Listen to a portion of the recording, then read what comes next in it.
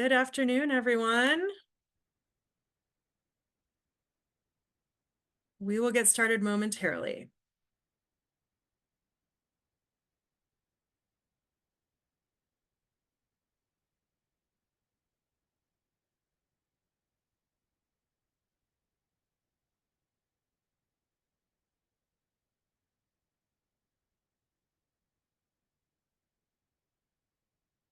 Good afternoon, everyone. Thanks for joining the Affordable Rental Housing Division Partner Call. We will get started momentarily.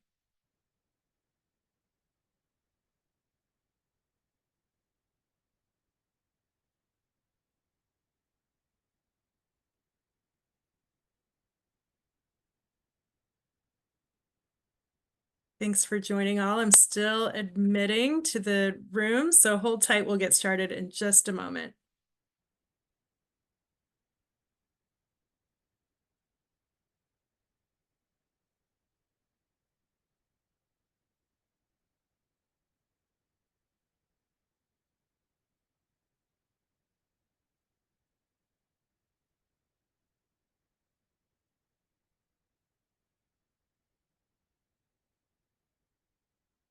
Okay, we still have folks joining, so we're just going to give it another minute and then we'll get started.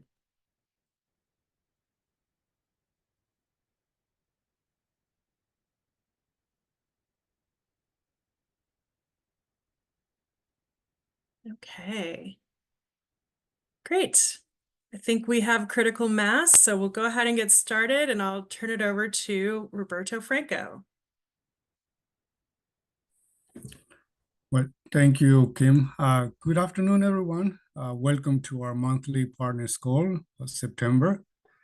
For those of you that may mark every year with September and school starting or beginning of school, well, hope your kiddos and are off to a good start with maybe first day of school in some places, and some other places may have started in August.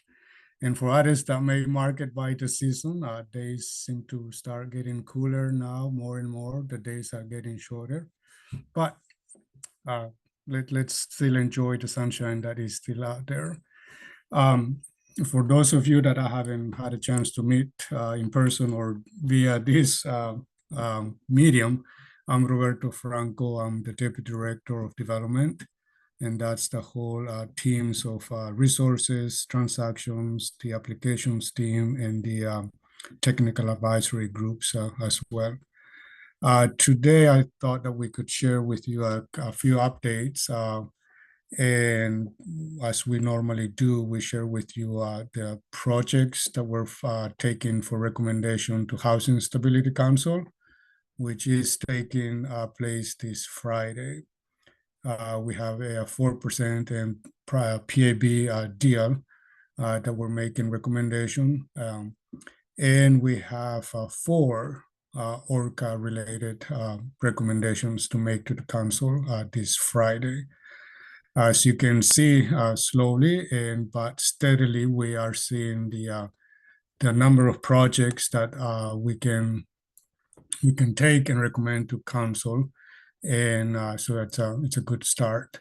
We still have several, a lot of applications still in our impact assessment and as well as under review. And we are making our way, and staff is making their way for the reviews through there. So as we'll start also begin planning for the October council meeting. As soon as this is done, we'll get ready for the next one as well. At any rate, those are some of the updates that we want to share with you today. We'll briefly talk about a preview of the ORCA dashboard to get a sense of where and what regions of the state we're providing and recommending funding, the resources that are being recommended and reserved for those projects. We'll talk a little bit, provide info update about the QAP amendment so that we can, in 2025, have the opportunity to incorporate LIHTC into the ORCA process as well. And I think finally, a short or quick update about 4% and PAB and a technical advisory that we are working on to be released today or tomorrow, the latest, but our aim is to do it today. So those will be the topics that we thought we could share with you for this month's call. So I think with that, I don't know, Kim, you wanted to talk to share or preview with the dashboard. Is that the next one? I think we were going to cover the transactions first. Okay. So I did mention, so what we have one project that we're taking to council this month, and that is the Hollywood Hub project in I'm looking at here in Portland actually. So that's one of our, as we're also getting towards the end of the year, one of the few or last projects that we're bringing forward during this fiscal year. It is a substantial amount of PIB resources, but also a large number of units that we're able to recommend to council for this month. If there's more details that I'm not going to talk about here, but that is available in the package that we provided to council for their review for this Friday's meeting. Then on the Orca side, we have 4 projects, as I mentioned. Ben Atwood in Bend, Bryn Hill Apartments in North Plains, Grand Fair Apartments in Salem, and Prairie Avenue Apartments in Corvallis. And I think that gives you more or less a sense of where we're beginning to see projects being funded with Orca. And again, along with the Hollywood Hub project, the Orca recommended projects are also included in our council meeting packet. If you wanted to see a little bit more what's being included and what's being recommended in there. But I think that's probably the extent that, again, a high overview of what we're taking to council this month. Any questions before we move on to the Orca dashboard? I posted a link to the Housing Stability Council packet in the chat, where you can find the details for the projects that Roberto just discussed.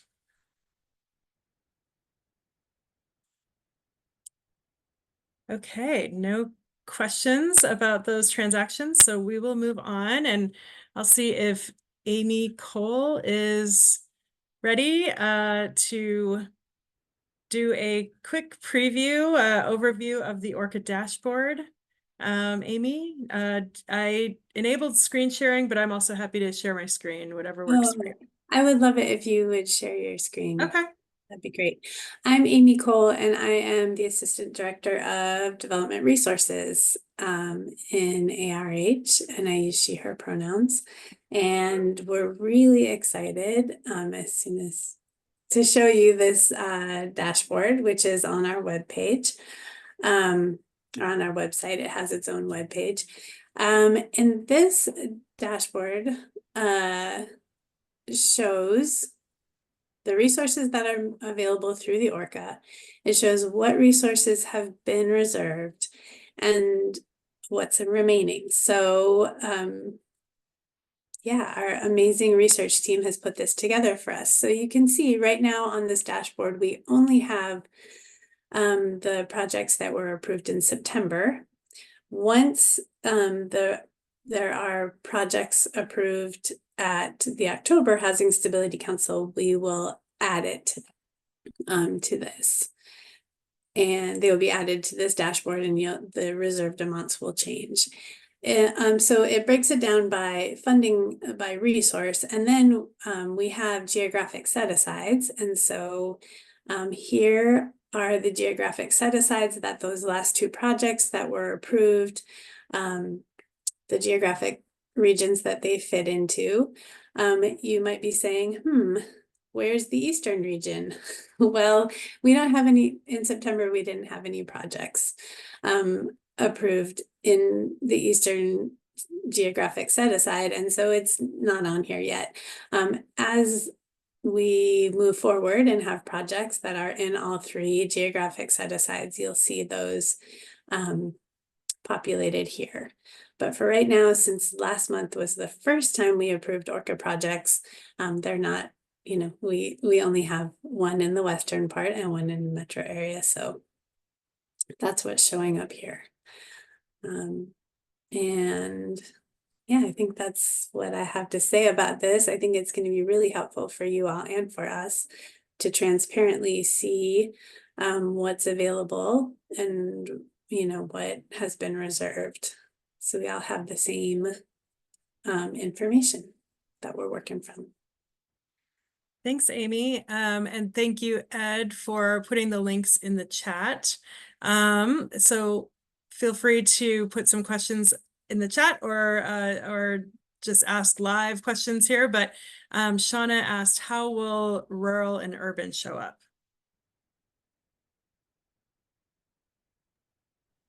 Great question.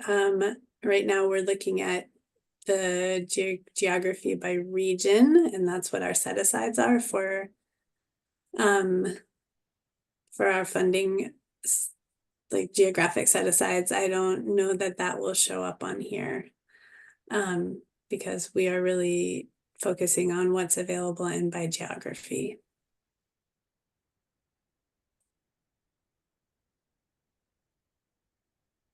Any other questions?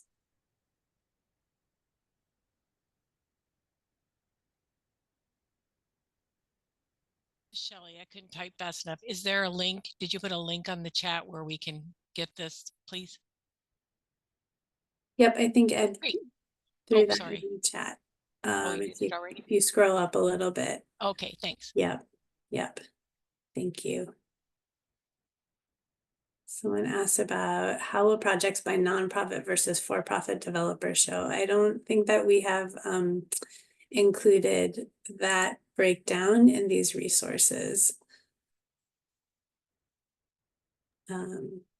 Amy, this is Becky. Can I answer Yes. that? Sure, go ahead. So how it will be done for because we have our regional set-asides, and then we have our other set-asides, the CSO rural, you know, the rural nonprofit, and our tribal set-asides. Those will be also included here, but we haven't had a project come in yet. So we can't reflect something that isn't on here yet. So that will be updated. We will be updating the resource dashboard monthly shortly after Housing Stability Council. So as a reminder, we're reviewing all these by set-asides, which we have the rural, we have the rural nonprofit set-aside, the tribal set-aside, and then our regional set-asides. So I hope that answers your questions. Thanks, Becky. Yeah. Thanks, Becky. Yeah, I think today we just wanted to preview and give you the link for where this dashboard lives and provide an overview, knowing that it will be evolving in the coming months as more funding, more projects are approved through Housing Stability Council. And we will revisit this dashboard every month at the partner call so that we can continue to, be transparent and share information with you all and help you become oriented to this tracker. Jill, go ahead. Hey, thanks, Kim and Amy. Great job. I'm really thrilled to have this kind of dashboard. Couple questions. Is there going to be a place where we can see what has gone into ORCA? Like, is it 1,000 projects or is it 10 projects? And out of those projects, what are in the different phases? Because I'm assuming that some of these projects have gone through the different phases, so you're able to issue a commitment. It might just help because I understand that, all of us want to have increased production, but it could also help us to know if we're like one of 100 versus one of 1,000, and do we even have a chance to get any funds at all?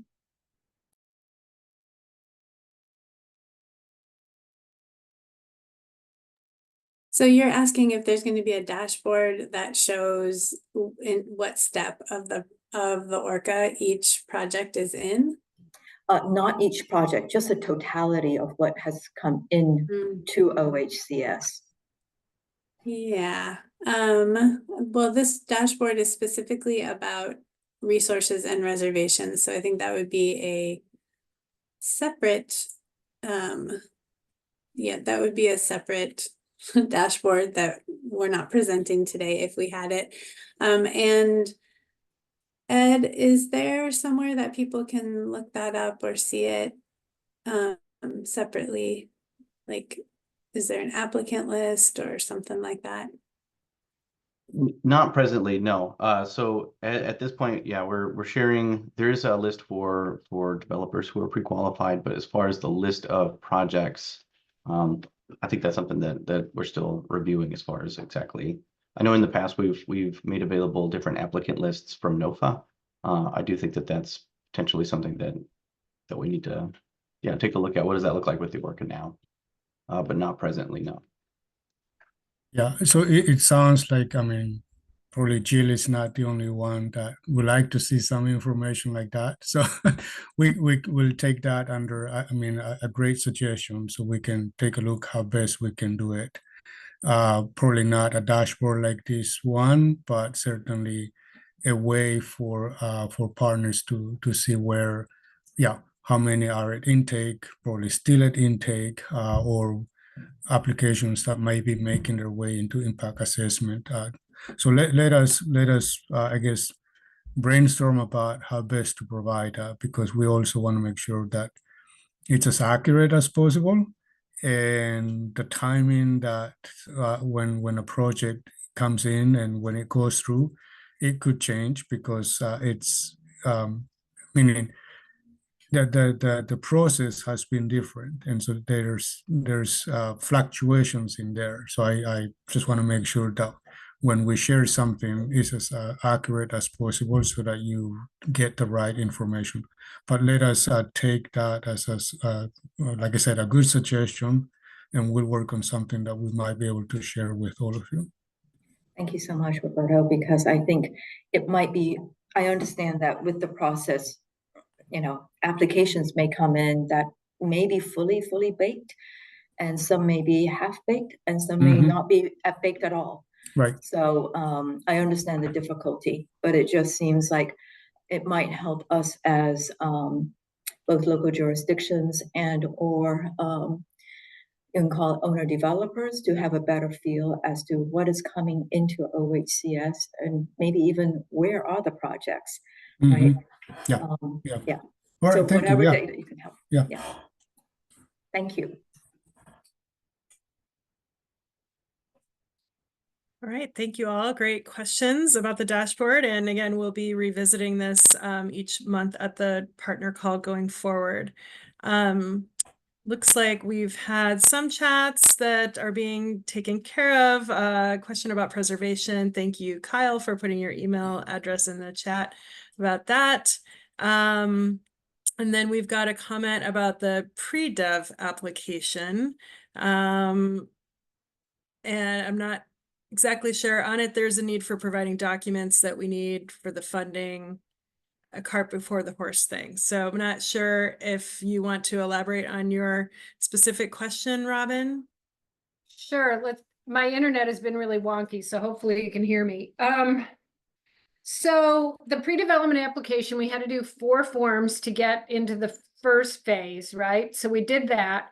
And then by looking at Procorum, it looked like there was another form. So we realized that we needed to do another form. Like we never got an email that said, hey, congratulations, you got to the next stage or something. So I think that form indicates that we did, but then that form also wants a whole bunch of documents that are going to cost the money that we're trying to get the money for to get. And so it's like cart before horse, like, you want to have, I'm trying to think what they are because I don't have it right in front of me, but the appraisal and all these things that are long lead time items and that cost money, but we had no indication that these things would be required in order to get pre-div money. that we need the pre-dev money in order to get those things. Does that make sense? So I'm trying to Could I figure jump out. in real quick, Kim? So we have a program manager for pre-dev now, which is phenomenal. Fatima's joined us and is working through sort of some of the kinks of the initial application process. So apologies if there's been some hiccups there, but I think we have a streamlined way forward, even though I know a few of you have been kind of in it from the start. So I think we're there now, and hopefully we'll be in communication soon with folks that are actively filling this out. I will say on the application itself, there is a lot of information in there, and a lot of it is we want to know if you have done this. It's not a requirement that you do this. We want to see where your project is at. If you've already gotten your appraisal, that's great. We totally understand that some of these projects will need to get this funding in order to do these things that are in there. There's a lot of criteria like that. We're just trying to get an understanding of where the project is at, if that makes sense. So I hope that's helpful, Robin. Sure. So we should go ahead and state in there, it's in process. It's not started yet, something Yep. like that. Yep. If you haven't Like done it yet, I have a fine. phase one, but I don't have an appraisal yet because appraisals take a long time to get. And for whatever reason, I was able to get the phase one earlier. So, Yeah, okay. that's exactly what we'd want to know, right? Like you already have your phase one done. Is a great sign that this is a project that has a good chance of moving forward because you're already through that step. And so, but you need this funding to do the appraisal. That's really what we're trying to get at with that application. It's not like every one of those things has to be done to come in. And apologies if the framing was off on that, but yeah, totally get the confusion there. Okay, and then what is the next step after that? And what is the time frame that we could expect? Because, you know, all the other funders and partners and team members, everybody wants to know what's going on and what's the timeline that's going on. And it's all just a little too nebulous for me to be able to explain it to other people at this point. So any enlightenment you can provide would be great. I appreciate it. Yeah, I think the application process needs to get completely finalized by the applicant. Then we will take time to review it, ensure it's meets the standards that we have. And then similar to kind of our other funding processes, we would move forward with kind of the reservation and then release of the loan as draws came in. I think in terms of specific timelines, I'd defer to sort of our resources team on sort of what the expectation should be there. And I don't want to commit that, but I do think, you know, it's a lesser intense application process than maybe our impact assessment or something along those lines. So I think hopefully we can turn them around for you all faster. Again, though, this is a new process for us, the pre-development generally. So we are hoping you all can give us a little bit of grace on these first ones as we sort of work out the kinks there.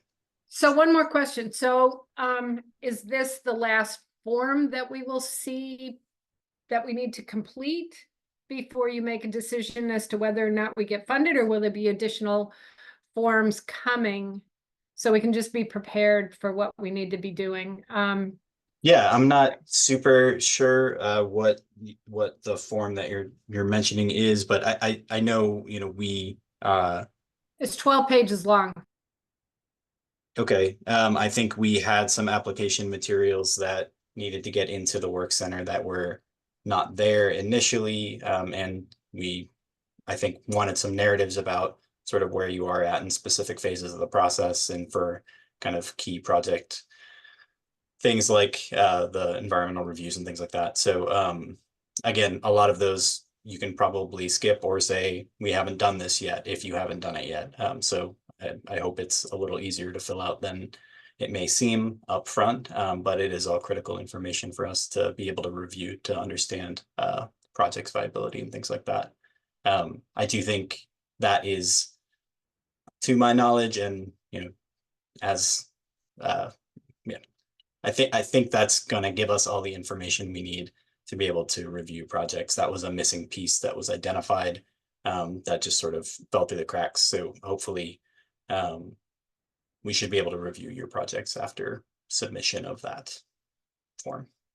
Terrific. Thanks. Thanks so much. Yeah, thanks, Mitch, for that. And also point out, Robin, that Fatima put her email in the chat, and so you can reach out with more specific questions or have a further discussion about this. So thank you all. I'll pause here and see if there are any additional questions before we move on to our next topic. Kim, I was just going to add that, yes, I think for Robin, but also anybody else interested in working, applying for pre-development, Fatima is our program staff dedicated to that. So should be a great resource to talk with, along with Mitch. But I think Fatima is overseeing it now, so she'd be the one to reach out to if you have specific questions about an application that you have, or if you're interested in that resource as well.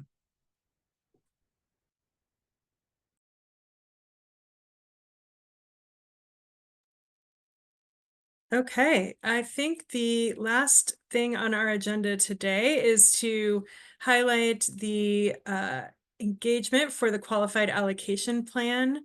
A technical advisory was sent out last week highlighting 3 meetings that we are planning in September and in October, and I'll put the link to the technical advisory here in the chat, as well as a link to the qualified allocation plan in the chat as well. And that has the Zoom registration links for those meetings. So I'll share my screen and show you where that is on our website. And materials for the meetings will be posted on this website as well. So you can see we have a initial session on September 16th at 9 a.m. to provide an overview of this QAP update. We then have a meeting scheduled on October 8th from 3:30 to 5 with a focus on the 9% LIHTC program and incorporating that into the ORCA. Followed by a session on October 9th from 9:30 to 11, where we will talk about the 4% LIHTC program and incorporating that into the ORCA as well.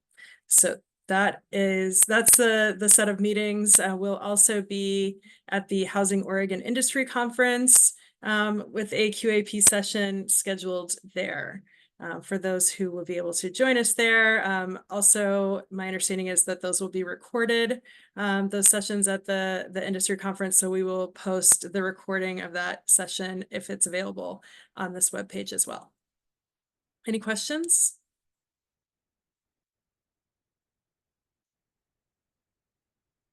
Will there be a draft QAP available prior to the sessions? We will be posting meeting materials in advance. I'm not sure if Roberto, can you comment if the draft QAP will be available prior to the first session? I don't believe it will be. Yeah, I don't believe that we can meet that deadline, but I think we can talk about some of the core changes or core areas of amendment that we want to see in there. So that will be part of the conversation. But as a draft document itself, I cannot commit ourselves that we would meet that deadline, because then that would, in a way, require some already engagement sessions with many of you as well. But our intent is that we can bring to that session, again, the core areas of that we would like to see an amendment to the QAP. Thank you, Roberto. Any additional questions?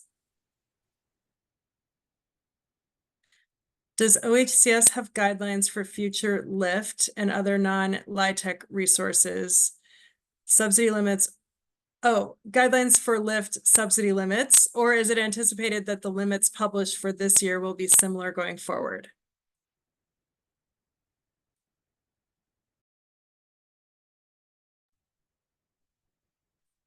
Well, I would anticipate that we're going to revise or revisit the subsidy limits when, if I'm making sure I understand the question, right now, the subsidy limits were designed in mind of not having LIHTC available.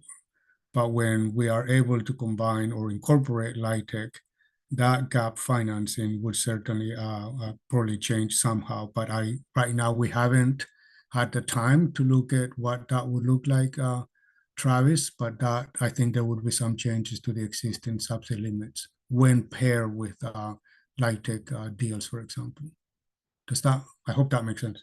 Yeah, and what if they are not paired? I know like for lift, for example, and this is probably true with preservation and other funding resources, that there were different limits when paired with LIHTC and when they were not paired with LIHTC. I think essentially what we're just trying to get an idea of is projects that aren't quite ready to move forward yet, and we'll be maybe looking for resources in a few months or next year, to if we're trying to get an idea of whether those are going to be feasible with the resources and the limits that are made available in the future. And so the more advanced notice and a timeline, if you're able to begin to think through one of those for when those limits would be available, will be incredibly important for us to be able to plan for pipeline projects and have a sense of whether they're going to be feasible or not in the future. Okay, all right. Well, yeah, I think, May would have been, well, by the end of the year would have been 6 months when we launched Orca.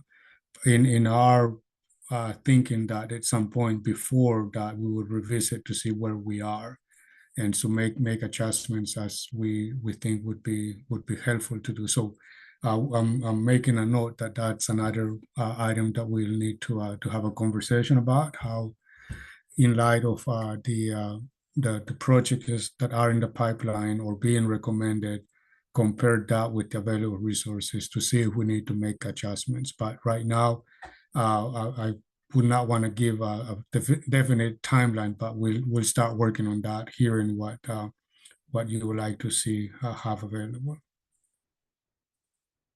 Thank you. We have a question, I think that's Stephanie, right? Stephanie Condor. Yes, I just wanted to reiterate what Travis said. I think, trying to prepare for the next funding round, those levels and thresholds will be critical. Usually you're looking 6 months ahead of time, trying to lock stuff up. So it's really hard to be able to do any feasibility analysis on any deals because we have no idea what the thresholds will be set at. So the sooner you guys can give that, the better off we'll all be, because we'll be bringing deals that actually can work within your funding requirements. So that's a key piece, because we're really driving blind right now. And it's a big conversation around our office of what are they going to be. I think a lot of deals are sitting kind of in the initial impact assessment because they can't work as lift only deals. And trying to figure out, will they even work with the lift with the 4%, since we're all kind of hanging out there. So anything you can do would be very helpful, so we can put our attention on deals that are actually going to work. I appreciate it. Thank you, Stephanie. Any additional questions? Thanks for the comments in the chat. Appreciate the feedback about the dashboard and information that would be helpful for y'all. And as Roberto said, we'll be looking at that and seeing what is feasible for us to provide in a public dashboard. And we'll revisit this topic next month at the partner call.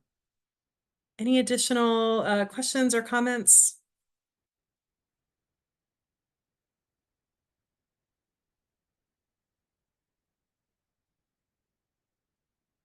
All right, I think our last topic, Roberto, is the 4% PAB application.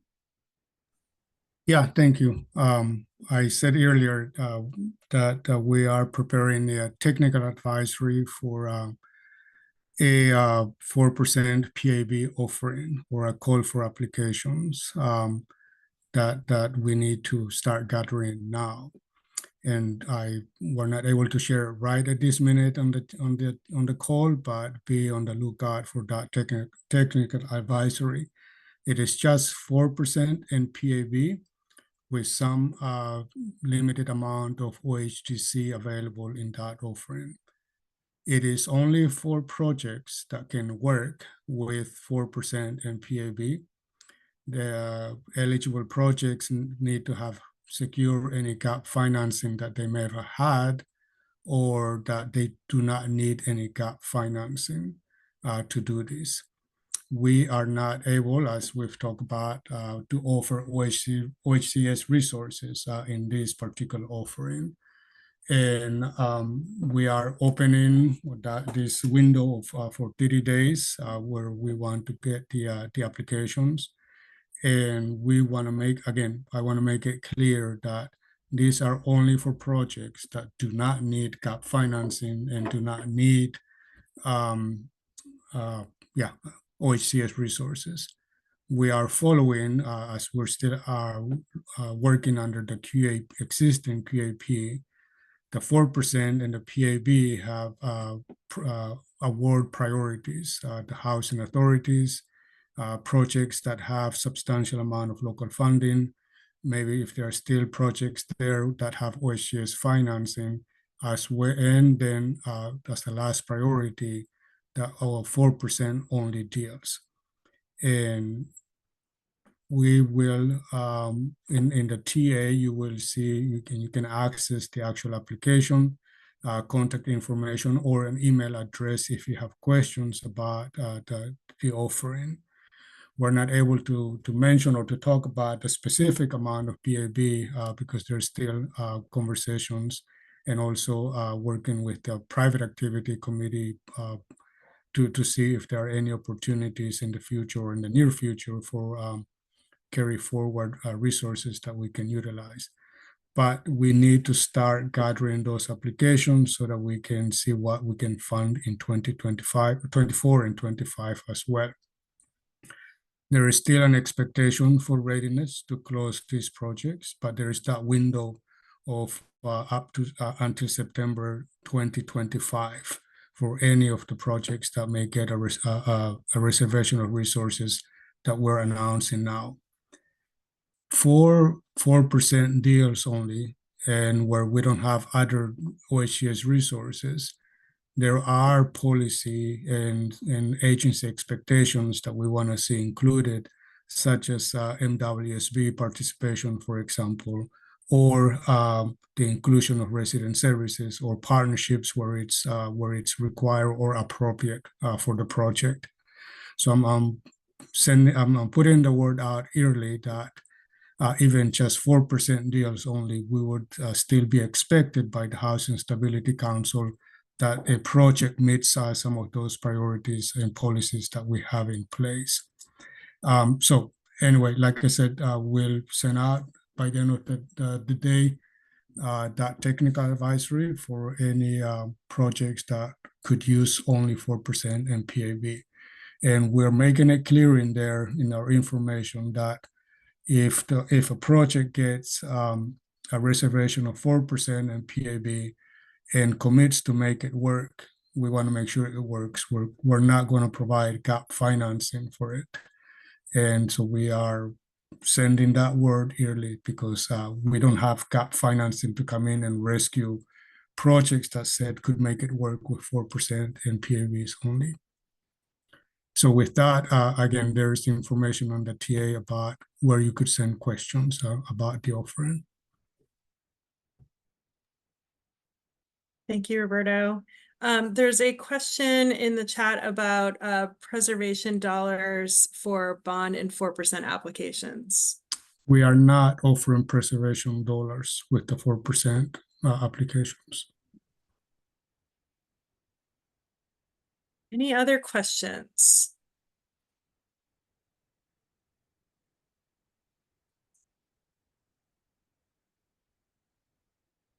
Okay, and we've got Kyle with his email in the chat for conversations around stabilization and preservation. Thanks, Kyle. Great. Well, I think that covers the topics for the partner call today. If I will just keep this open for another 30 seconds, make sure there aren't any additional questions. And then Roberto, if you have any closing remarks before we end the partner call. No, other than wish you a great September. Appreciate the conversations and the continued partnerships in this work. And thanks for being on the call today. Appreciate it. Thanks all. Thank you.